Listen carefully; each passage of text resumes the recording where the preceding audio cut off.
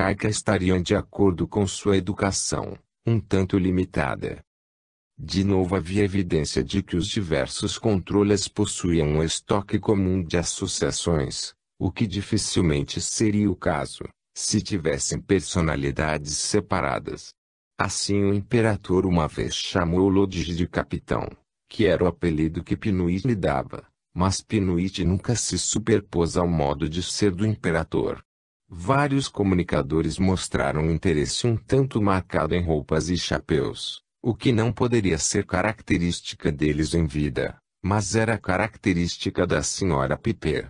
De minha parte, não vejo como é possível discordar da Sra. Sedgwick, que conclui que os controles de Piper eram todos, sem exceção, aspectos da personalidade das Sra. Piper. A Sra. Piper foi, sem dúvida, uma das médiuns mentais mais notáveis e bem-sucedidas, e parece que, se as conclusões da Sra. Sedgwick sobre as condições dos controles são corretas, as mesmas valerão para os controles de outros médiuns de transe.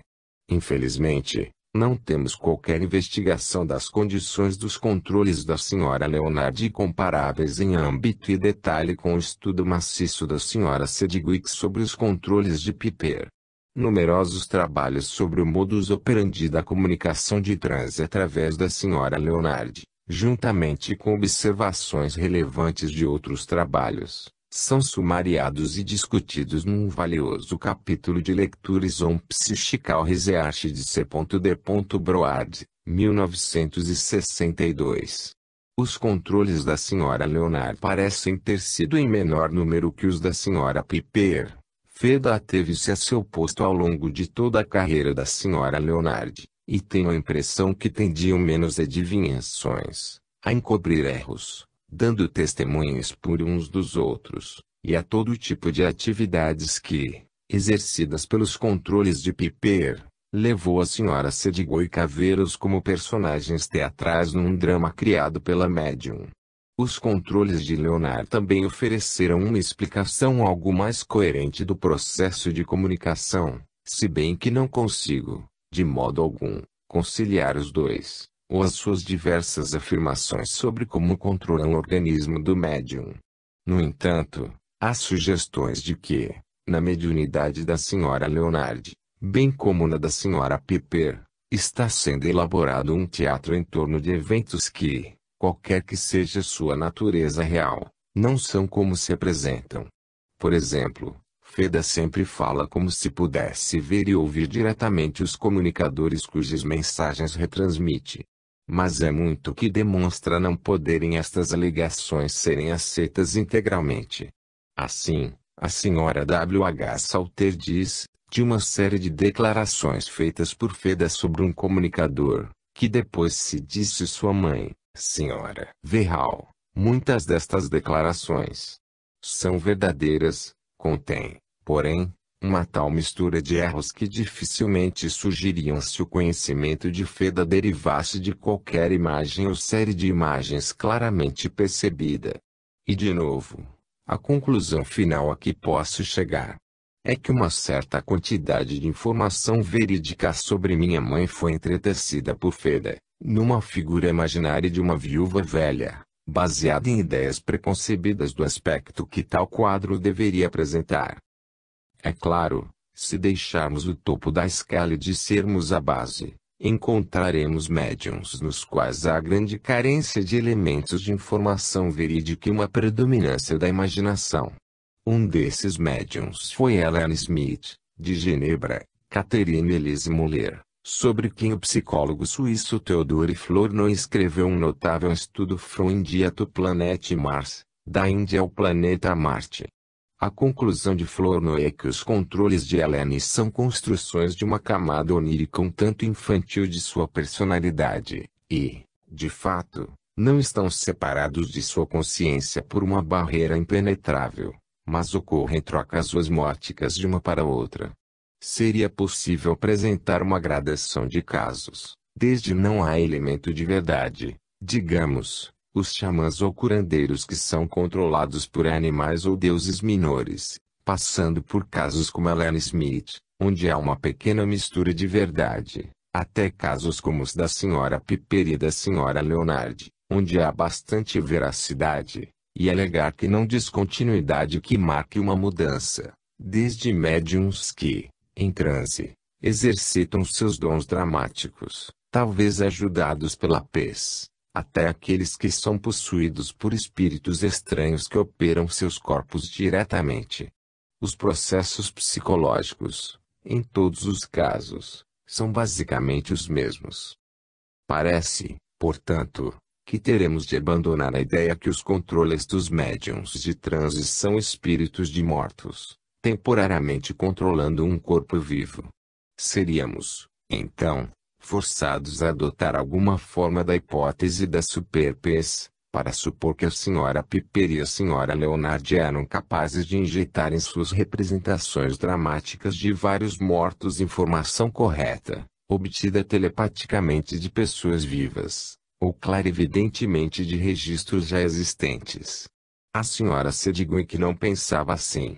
Ela concluiu que, por detrás da dramatização da Sra. Piper, influenciando e dirigindo o seu desenrolar, poderia, algumas vezes, haver aquela mesma pessoa falecida que figurava como personagem do drama. O médium escreve muitas das falas e garante a continuidade da trama, mas algumas das linhas, talvez as mais importantes, são completadas por autores de fora. Vamos chamar essa teoria de teoria da influência. Parece ser para uma versão disto que se move William James ao fim de seu relatório sobre o controle Hodgson da Sra. Piper. Estranhas vontades de comunicar podem contribuir para os resultados, da mesma forma que uma vontade de representar, e os dois tipos de vontade podem ser entidades distintas, se bem que capazes de ajudar um ao outro. A vontade de comunicar, em nosso caso presente, à primeira vista seria a vontade do espírito de Hodgson, e uma maneira natural de representar o processo seria de supor que o espírito tivesse descoberto que, pressionando, por assim dizer, contra a luz, poderia fazer com que clarões e lampejos fragmentários do que quer dizer se misturassem com os detritos da fala do transe neste lado. As vontades, assim, podem estabelecer uma espécie de sociedade e reforçar-se mutuamente. Pode mesmo ser que a vontade de representar seja relativamente inerte, a menos que seja despertada para atividade por outra vontade. 8. Influência e hipótese da superpez, considerações teóricas.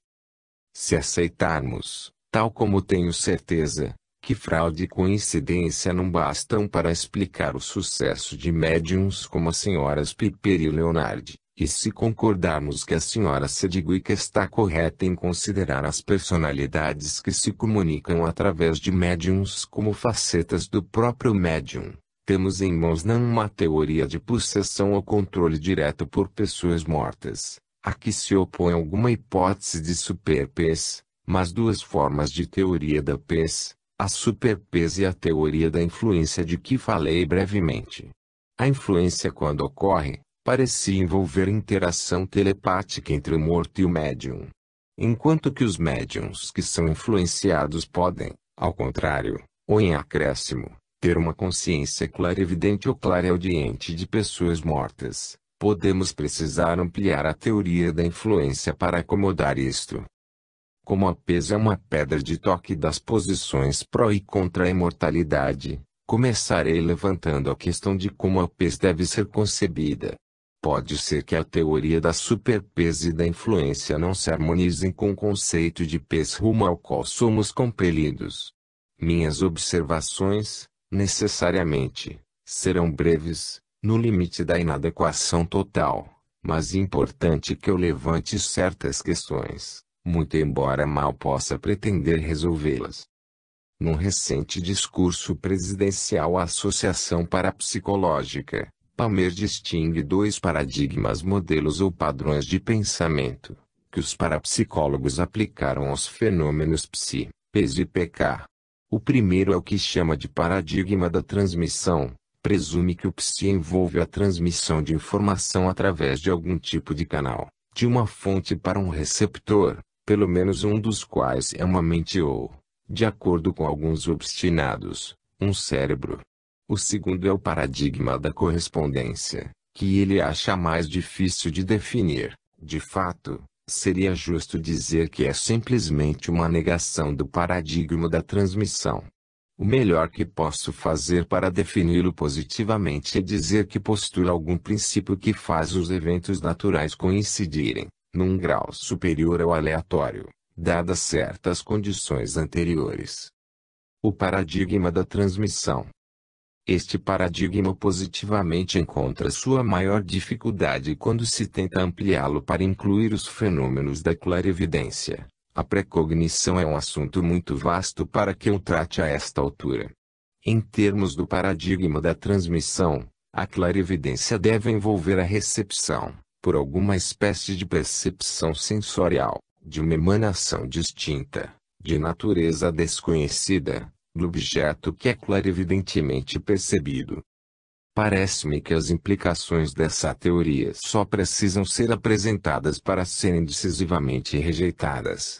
Precisaríamos supor que um objeto pode emitir uma espécie de emanação que passa à volta ou através de todos os obstáculos, que é emitida por toda sorte de objeto que tenha sido alvo de experiências bem-sucedidas de clarividência, que forneça informações sobre cor e forma, independentemente de os objetos alvo estarem ao lado ou dentro de uma caixa escura, que não é confusa ou obliterada, mas que forneça indiferentemente a informação normalmente proporcionada pela visão, audição, etc., e que não origina experiência sensorial própria, mas é traduzida acuradamente nos termos de outro sentido.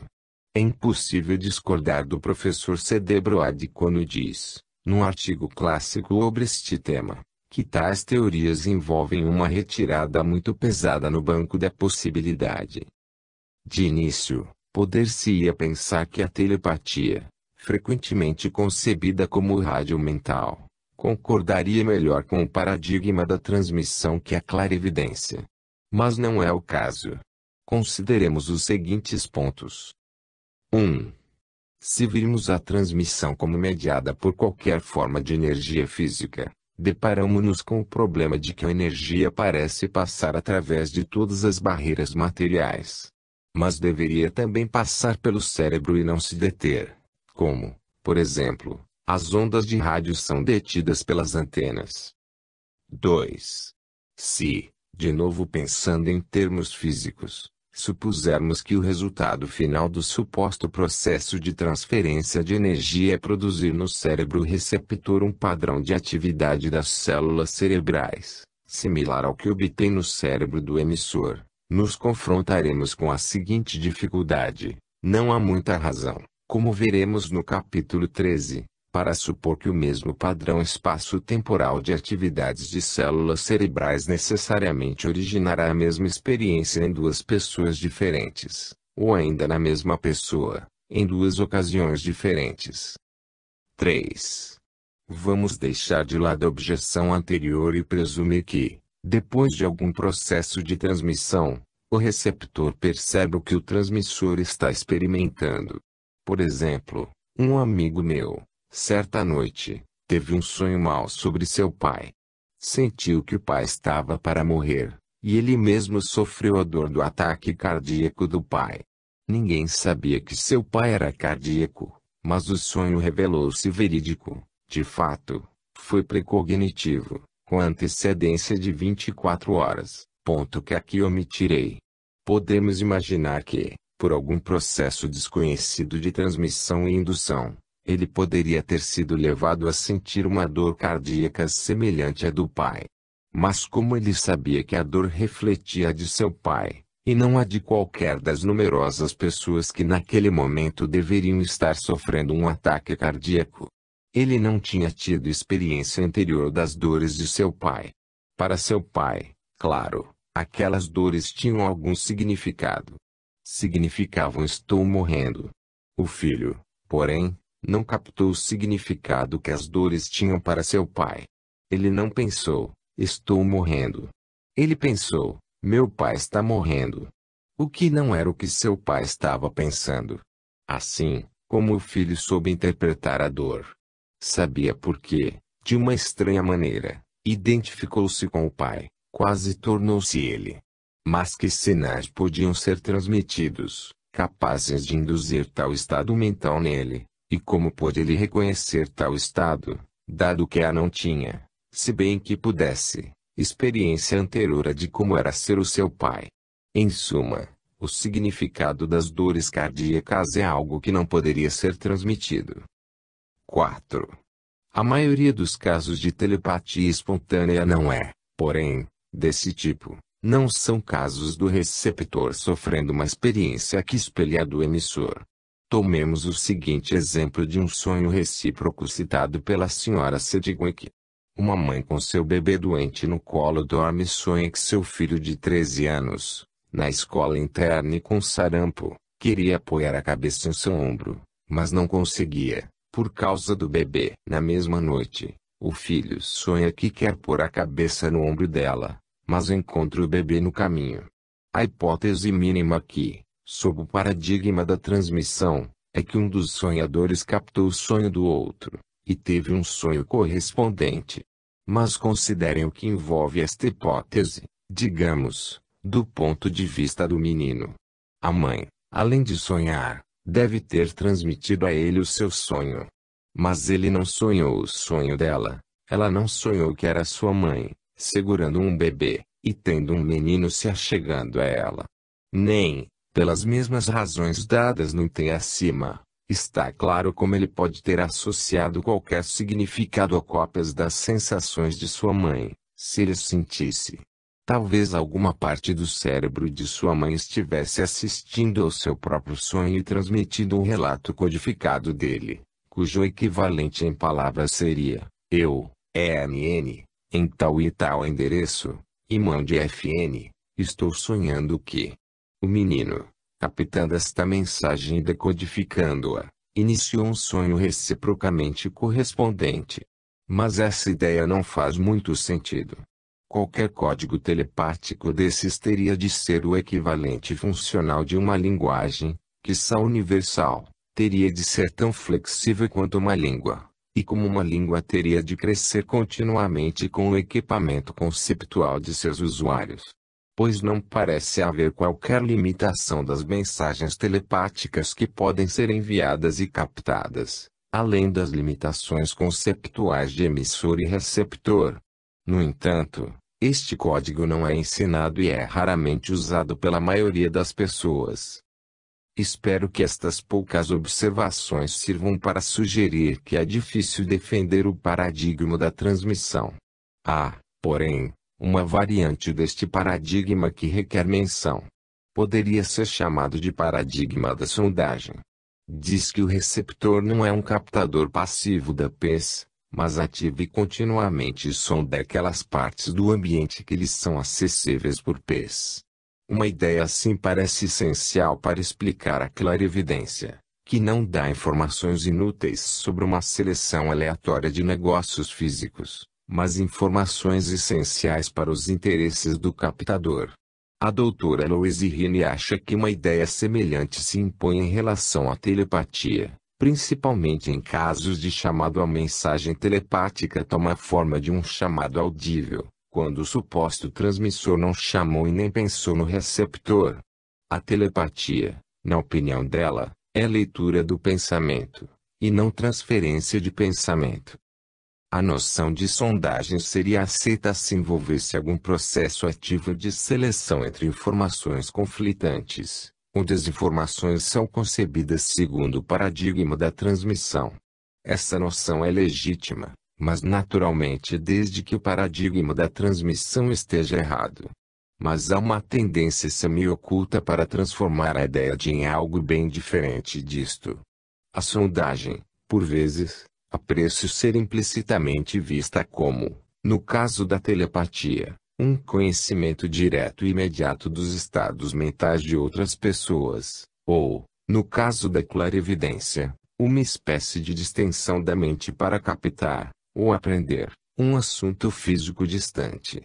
É muito difícil que estas concepções façam sentido.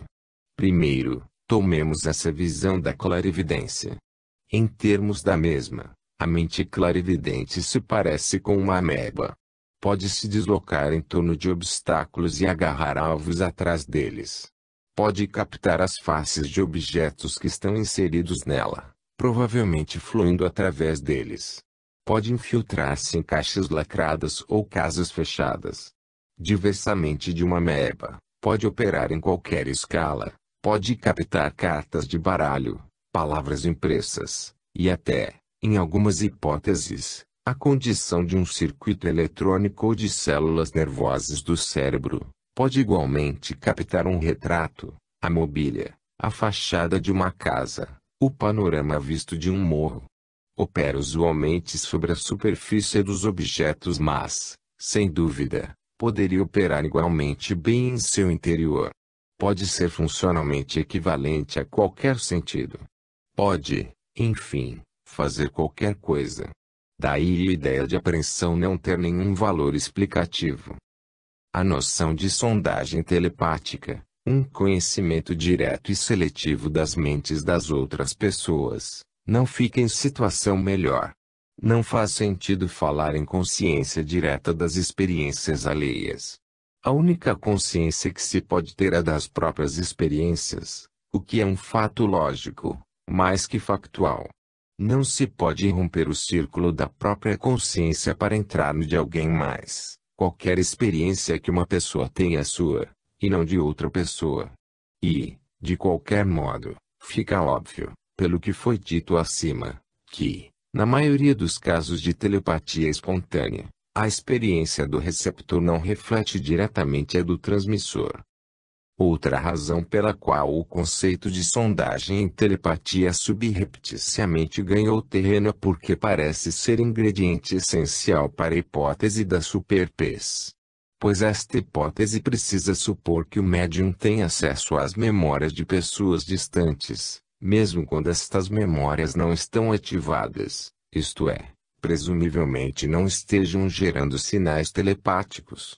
Como a ideia de que mesmo uma memória ativada pode ser sondada diretamente por telepatia não faz sentido, a ideia de que memórias inativadas e meramente armazenadas possam ser assim sondadas deve ser igualmente ininteligível. De fato, a proposta de que nossos bancos de memória contêm vastos números de imagens de memórias, através das quais os médiuns podem vagar telepaticamente, parece tão bizarra que a maioria dos teóricos supôs que os médiuns têm acesso clarividente às memórias armazenadas sob a forma de cargas neurais do cérebro. Esta sugestão não é mais útil que a anterior. Já sugeri que as teorias de transmissão e apreensão da clarividência são insustentáveis, e não são mais sustentáveis quando o alvo da clarividência é o estado do cérebro de alguém.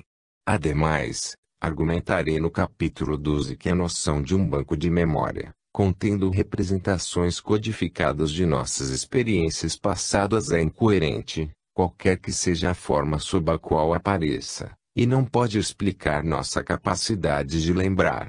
Se este argumento estiver correto, a tese de que médiuns podem sondar bancos de memória distantes necessariamente cai, quer a sondagem seja vista como telepática ou como clarividente, e com ela cai a formulação da hipótese da superpes, enquanto rebento do paradigma da transmissão. O paradigma da correspondência. Agora chegamos ao paradigma da correspondência da PES. Este paradigma dispensa as ideias da transmissão e propõe que, em certas circunstâncias, alguns eventos naturais passam a entrar em correspondência. A tendência para que isto ocorra seria um fato essencial da natureza do universo. As principais teorias dessa categoria são o modelo da conformidade de Stanford e a teoria do sincronismo de Jung e Koestler. Mas não creio que seria de bom proveito a ter-me aqui uma só versão. Assim, oferecerei algumas observações gerais sobre o paradigma da correspondência. Limitar-me-ei a discuti-lo em relação à telepatia. A telepatia, para nossos fins imediatos, é mais importante que a clarividência, e acho muito difícil imaginar como a clarividência poderia ser tratada no âmbito do paradigma da correspondência.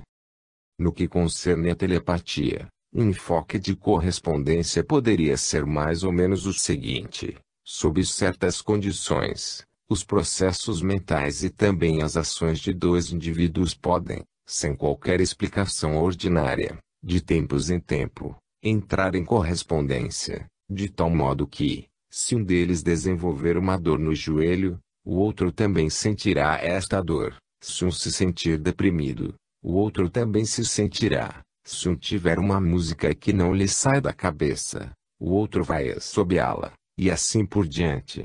As relações temporais entre os dois conjuntos de eventos podem não ser exatas, mas o intervalo não seria muito grande.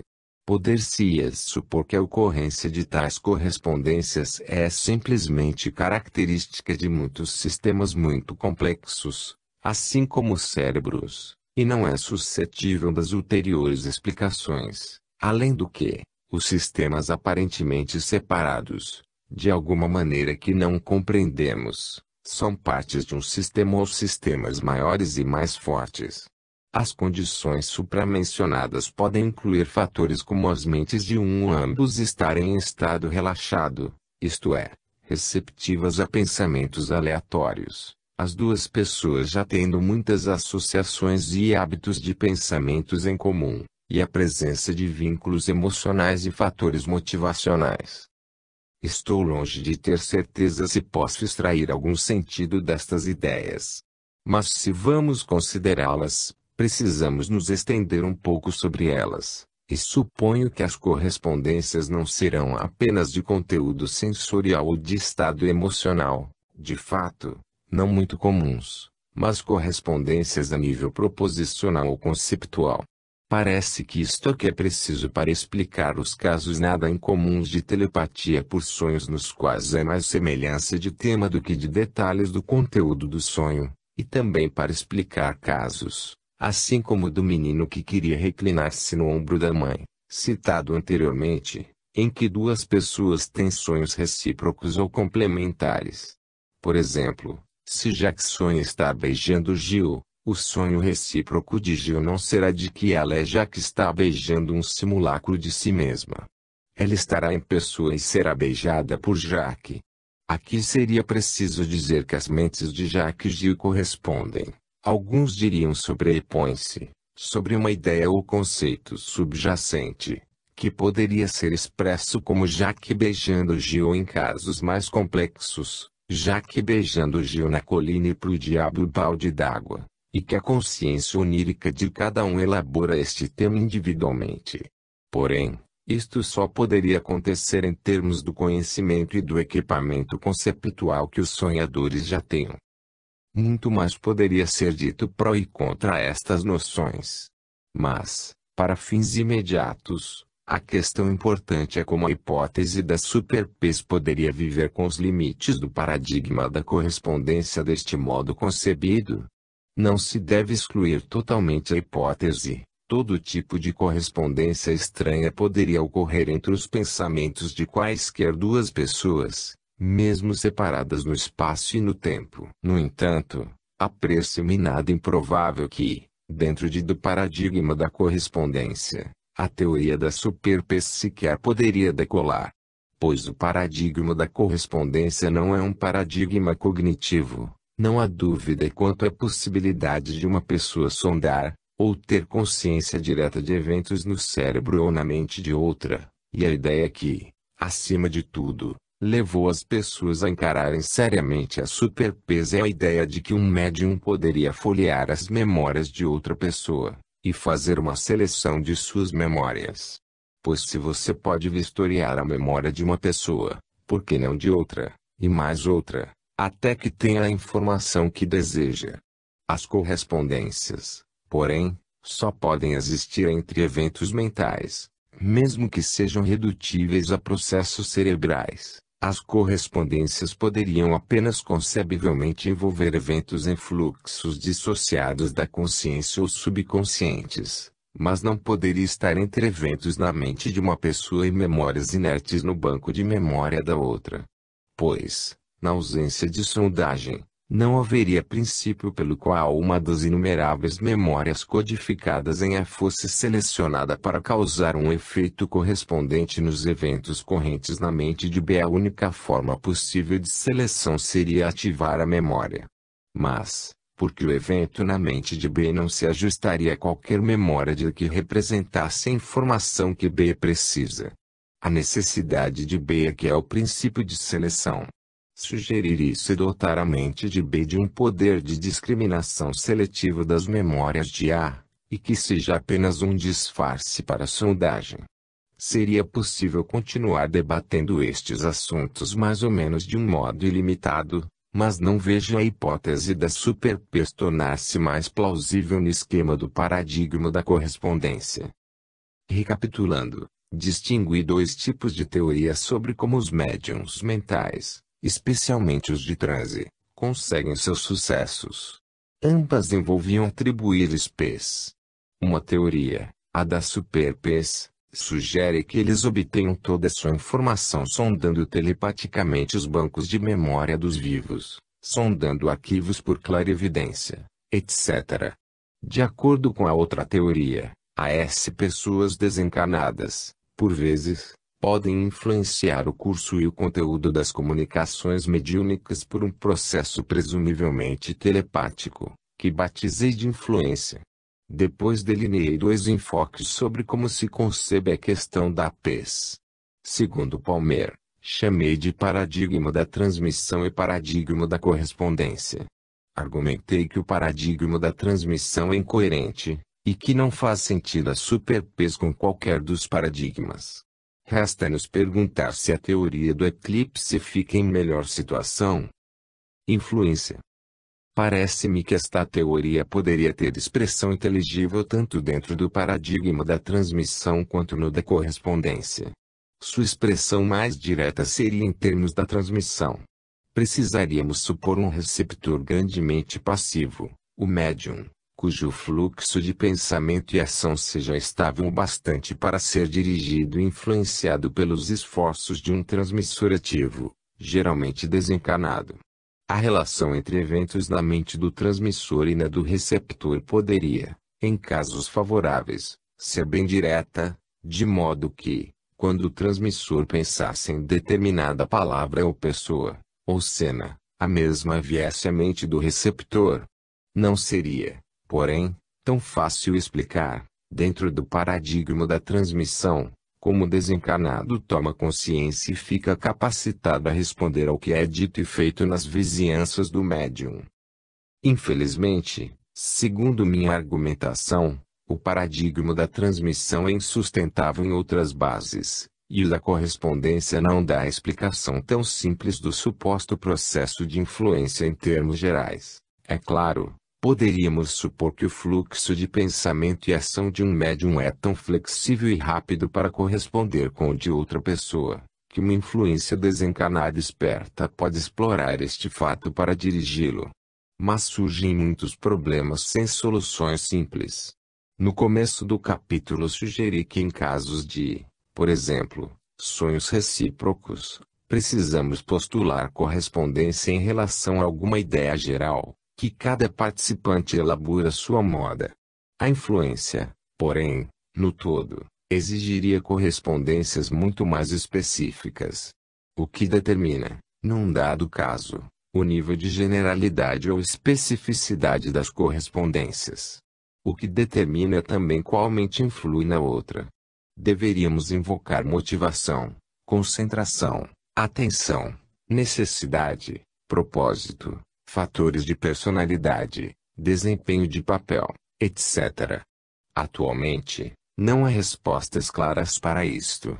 Estas obscuridades são menos dificuldades para a hipótese de influência como tal do que sintomas do não desenvolvido estado do paradigma da correspondência, que só recentemente entrou em consideração. Não creio que tornam imprestável a noção geral do eclipsamento. O principal problema que enfrenta a teoria do eclipse não é se ela é coerente, o que é, pelo menos até certo ponto, mas é coerente com os fatos empíricos da PES.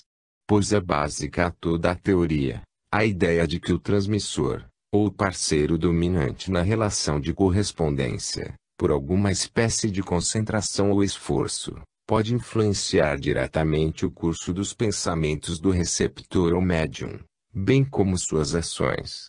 Alguns autores, assim como a doutora Eloisa Rini, tendem a negar que em casos de telepatia espontânea a concentração ou atividade do suposto transmissor tenha qualquer efeito. Num substancial número de casos o suposto transmissor fica inconsciente de o que transmitiu. Uma das poucas experiências, porém, sugerem que a concentração ou uma vontade forte por parte de um agente pode ter um efeito positivo. O tema requer ulterior investigação, de cujos resultados dependerá a teoria do eclipsamento. As experiências bem poderiam ser sobre comunicações mediúnicas pelos vivos, tópico que mencionarei, de novo, sumariamente. Por analogia com os casos de mediunidade de transe, poder-se-ia supor que tal comunicação seria facilitada se o sujeito se imaginasse como sendo o transmissor e falasse representando este papel. 9. Influência e hipótese da superpes, os dados. Minha sensação, pois, e propositalmente fala de sensação mais que de julgamento por causa das obscuridades e incertezas com que nos defrontamos, em qualquer direção, é que a teoria da influência pode ser expressa dentro de um dos dois principais modelos ou paradigmas da PES, ao passo que a hipótese de superpes não faz sentido em nenhum deles. Mas seria errôneo deixar uma decisão entre a hipótese da superpes e a teoria da influência depender amplamente da questão abstrata de sua concordância com algum esquema especulativo de pensamento. O quanto se adequam aos fatos. Esta é uma questão decisiva, ou seria, se pudéssemos tornar as teorias definidas o bastante para que a pergunta tivesse resposta. A superpes é uma teoria peculiarmente indefinível. E tenho consciência de que até aqui invoquei e ataquei sem qualquer tentativa de expô-la sistematicamente. O problema é que ela não é tanto uma teoria, mas uma atitude mental. Atitude que simplesmente se recusa a admitir que há ou que poderia haver qualquer evidência de imortalidade que não possa ser explicada em termos das faculdades psi, especialmente PES, entre receptores vivos e médiuns. O alcance postulado para a PES é progressivamente estendido para cobrir qualquer nova evidência, na verdade, qualquer evidência possível, que possa surgir. Uma justificativa deste modo de pensar elástico é usualmente dada apelando-se ao princípio de simplicidade ou parcimônia. Sabemos que a PES ocorre, diz o argumento, mas não temos evidência independente dos espíritos dos mortos, portanto, é mais simples dar nossas explicações apenas em termos da primeira. Assim fazendo, evitamos postular uma nova classe de entidades. Considerações de parcimônia, porém, devem ser pesadas contra a adequação dos fatos. Uma teoria que não cumpra o seu fim não poderá ser parcimoniosa, pois logo cairá num emaranhado de suposições suplementares. O ponto de apoio da hipótese da superpes deve ser que a PES do grau requerido, isto é, para explicar os dados mediúnicos mais surpreendentes, ocorra, e quer consideremos a literatura da PES experimental ou espontânea, nela encontramos muito pouco que sugira que a PES possa ocorrer. O material experimental é muito difícil de se correlacionar com a questão. No que é, creio, a melhor pesquisa recente, John Palmer conclui não haver evidência de que a PES é limitada pelo espaço, pelo tempo ou características físicas do alvo. Mas os alvos usados nas experiências modernas de PES, cartões Zener, saídas de geradores de números aleatórios, etc., são totalmente diferentes e muitos mais simples que os alvos dos médiuns, traços de memórias em cérebros distantes, notas de obituário, etc. Ademais, mesmo os sujeitos mais bem-sucedidos nas experiências de PES de laboratório não atingem graus de sucesso que sugiram que se possa comunicar mensagens para eles. Um acertador notável pode adivinhar corretamente 350 cartões em 1000, Em testes em que se esperaria o acerto de 250, como obra do acaso. Parece-me que se compararmos os mais bem-sucedidos médiums mentais de um lado, com os sujeitos de laboratório mais bem-sucedidos ou receptores de casos espontâneos do outro, veremos que os primeiros superam em muitos segundos, pelo menos nos seguintes aspectos, dos quais dei exemplos nos capítulos precedentes. 1. O rápido e ocasionalmente incessante fluxo de conhecimento paranormal por vezes exibido, nos melhores casos um fluxo de conhecimento comparável ao que poderia ocorrer numa conversação normal. 2. O conhecimento detalhado mostrado pelos comunicadores, nos casos mais favoráveis. 3. A fragmentação de informação que, se obtida telepaticamente de pessoas vivas, como deve ter acontecido, segundo a hipótese da superpes, só poderia ter vindo de pessoas distantes, cuja existência era desconhecida do médium, e que quase certamente não estava pensando conscientemente sobre os fatos em um determinado momento recente ou importante. 4. A informação fragmentada que, se obtida por pes que não envolve pessoas mortas, deve ter sido reunida de diversas fontes, inclusive aquelas do caso 3, acima. O problema de como o médium localizaria tais fontes, segundo a hipótese da superpes, é muito importante, como apontei nos capítulos 3 e 4. 5. A exibição de habilidades intelectuais que não eram características do médium, mas, em tempos passados, da pessoa morta, habilidades que, pela hipótese da superpes, devem ter sido captadas temporariamente das pessoas vivas por alguma espécie de contágio telepático. 6. A delineação realista, por vezes envolvendo dramatização de uma personalidade, modo de pensar e falar, tom de voz, gestos, etc., de uma pessoa morta.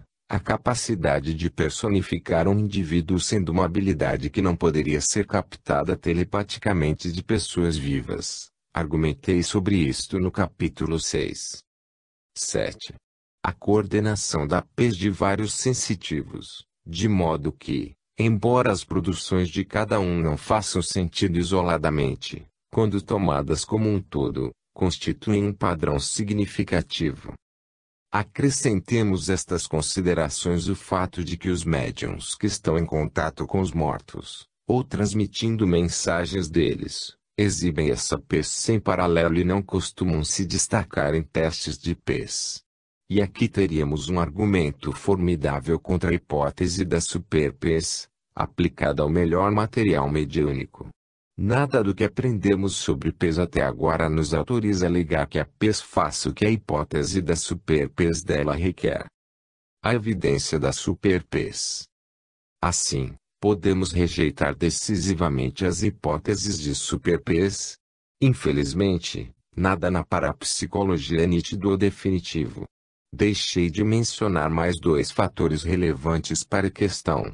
O primeiro é o desempenho de certos sensitivos que poderiam ser genericamente descritos como olhadores da sorte.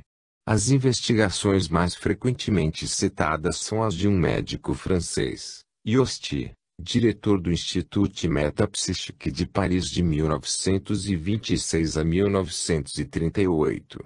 Os sensitivos de Yosti, alega-se, exibiam poderes extrasensoriais que poderiam muito bem ser chamados superpes, e sem qualquer sugestão de que informação se originava de espíritos, daí ser arguido por todos e outros, temos inegável evidência de que certas pessoas, e fato, possuem uma superpes. Ademais, estas pessoas não podem, como uma classe, serem nitidamente diferenciadas da classe dos médiuns mentais. Os médiuns clarividentes falam muito como os ledores da sorte, fazem previsões sobre o futuro dos assistentes, diagnosticam suas doenças, etc. De fato, os guias de médiuns de transe geralmente agem da mesma maneira, em relação aos assistentes e também a seus supostos colegas do outro mundo.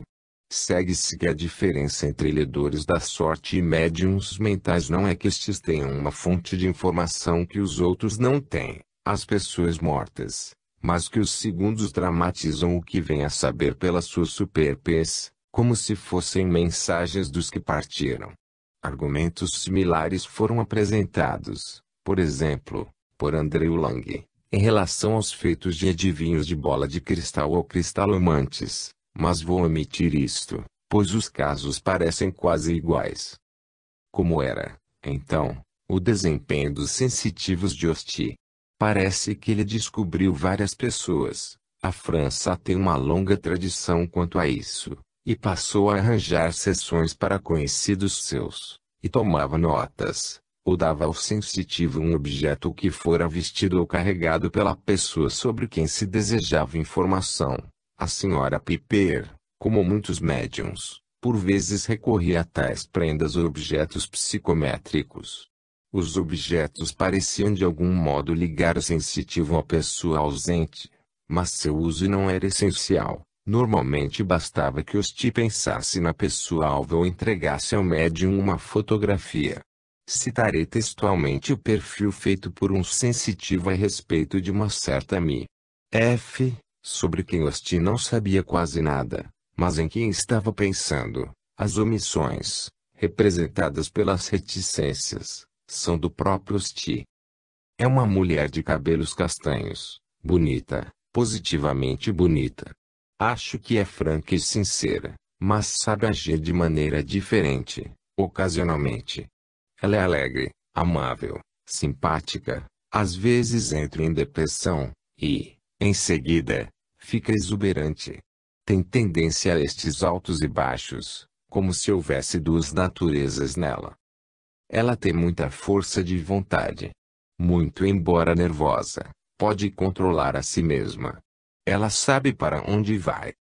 Gosta de música, alegria, mas também de trabalhar. Seu passado é nebuloso, há coisas nele que não estão claras. Acho que ela foi filha ilegítima. Houve algum segredo sobre o seu nascimento. Há uma pessoa envolvida.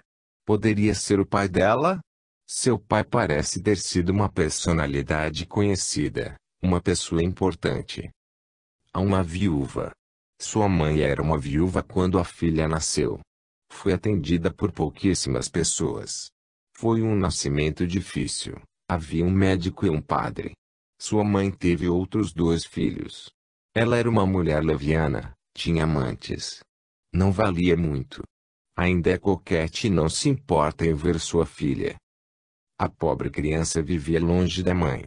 Quantas mudanças e viagens. Vejo-a como uma mulher má. Ela deve ter ido ao estrangeiro quando ainda jovem. Há uma mulher perto dela que esteve na prisão. Oh! Roubos e prisões, que lugar é esse? Ela foi surrada e tratada brutalmente. Não se podia encontrar piores pessoas do que essas com quem cresceu. Seriam capazes de qualquer coisa, teriam feito dela uma perdida. Felizmente, a criança era de natureza honesta. Chorou muito. Muitas mudanças de uma cidade para outra. Sua mãe voltou para ela. Escreveram cartas e encontraram-se, por causa de seu casamento. A mãe vai fazer uma pequena revelação, quando morrer. A jovem está casada agora, e muito feliz. Seu marido é bom e inteligente. Parece ser o chefe de outros. Usa um uniforme e fica muito no mar, viajou muito, e vai viajar mais. Para resumir essa longa história, grande parte da informação dada foi confirmada por 2 amigos íntimos de mim.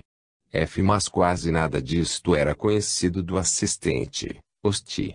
Portanto, temos aqui um caso em que um sensitivo dá informação detalhada, copiosa e correta sobre uma pessoa distante, sem que ninguém que possua esta informação esteja presente.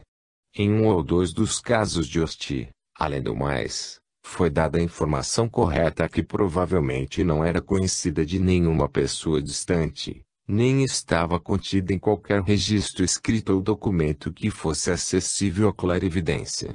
O conhecimento extrasensorial tão extenso quanto o dos bons médiuns é apresentado num contexto não mediúnico.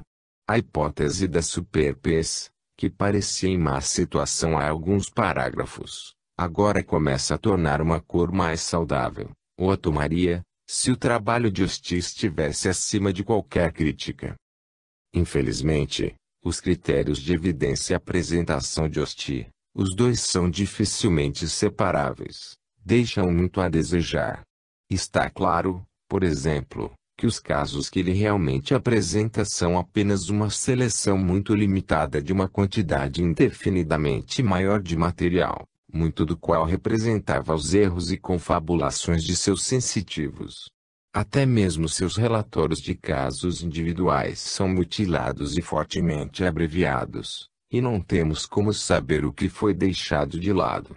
Suas verificações das declarações de seus sensitivos são frequentemente inadequadas. No caso que citei, por exemplo, que é típico, a verificação foi de segunda mão. A dama a quem as declarações se referem não foi consultada. Acho quase certo que, se todo o material de Osti fosse colocado à nossa frente, os casos que ele cita pareceriam menos impressionantes. Posso entender a posição de alguém que diz que deveríamos rejeitar totalmente as descobertas de Osti. No entanto, eu não posso descartá-la assim. Seria preciso uma quantidade enorme de material inexato para sobrepujar os casos mais notáveis de Osti, e muito registro mal feito e más verificações para miná-los. Recebem algum apoio de descobertas comparáveis por parte de outros. E tem algumas características curiosas e fascinantes. Consideremos, por exemplo, o caso que acabo de mencionar. Podemos atribuir os sucessos à telepatia. O sensitivo deu um resumo da vida do sujeito, como é comum acontecer. Dificilmente se pode conceber que o sujeito estava revolvendo esse resumo em sua mente e irradiando para o mundo.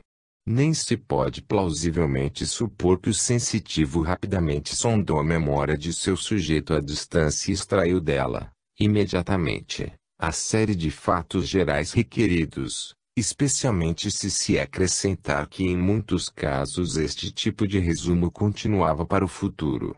A clarividência não é uma explicação possível.